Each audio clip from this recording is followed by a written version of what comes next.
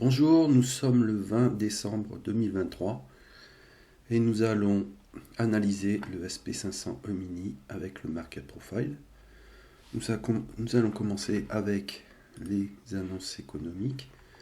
Ce matin à 8 heures, beaucoup d'annonces sont sorties, notamment l'inflation en Grande-Bretagne. Les chiffres sont très bons. Vous voyez, sur un an, par rapport à novembre de l'année dernière, l'inflation a diminué, était prévu 4,3% et il s'est descendu à 3,9%. Donc ça c'est très bon. Il y a eu des annonces italiennes également, des annonces allemandes. Voilà. À 10 heures, quelques annonces, petites annonces à faible volatilité, encore en Europe. À partir de 13 heures, des annonces US à faible volatilité. 14h30, une annonce US. 15h, discours d'un membre de la BCE. Là, surtout, c'est 16h. 16h, le point clé de l'après-midi, confiance des consommateurs, avec une forte volatilité attendue, couplée aux ventes de logements existants. À 16h30, nous avons le stock de pétrole brut. Et puis voilà, la journée sera terminée. On revient sur le market profile. Alors, comme je vous avais dit l'autre jour, je vous avais dit que là, il y avait la journée du 15. Vous voyez, c'était une inside day, c'est-à-dire que le profil de cette journée se trouvait dans le profil du 14. Et je vous ai dit que à partir du moment où on allait casser le haut du range de l'avant-veille, il fallait s'attendre à des plus hauts, à ce que le marché soit clairement haussier et donc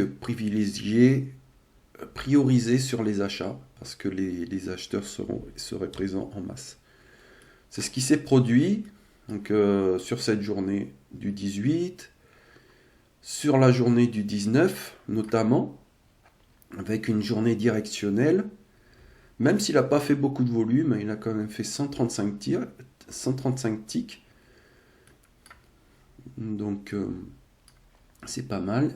Il a clôturé en zone 2. Il a ouvert en zone 2, au-dessus de la VA.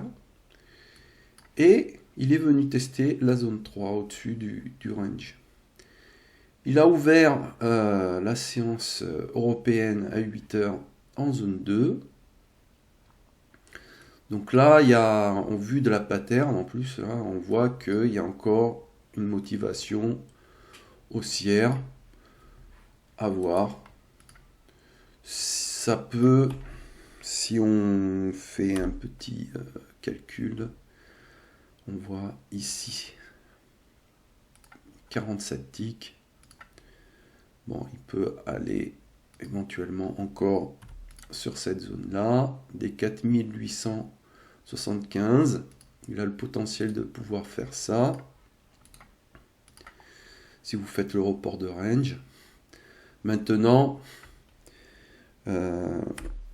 il peut également faire un retracement, puisqu'il a bien progressé. Si on utilise le Fibo, alors là, vous voyez que là, on a des beaux niveaux qui en corrélation. Donc le 38,2 qui correspond au VPOC d'hier. On a le 50% qui est sur le prix pivot et la VA. Et voilà, après on a la VVA basse en dessous des 61,8. Alors s'il passe en dessous de la VVA basse, là, ce sera clairement faire des plus bas. D'accord ? Pour l'instant, on reste sur une mentalité haussière, à voir le TPO-C, qu'est-ce qu'il va nous faire, est-ce qu'il va aller faire des plus hauts, là, casser ce haut de range, ou à contrario, est-ce qu'il va venir réintégrer la VVA pour venir tester ce VPOC. Ou alors, s'il vient réintégrer la VA, ce sera pour aller tester la VA du côté opposé, VVA, POC, VA. Voilà. Voilà pour la journée. Je vous souhaite une bonne journée et de bons trades.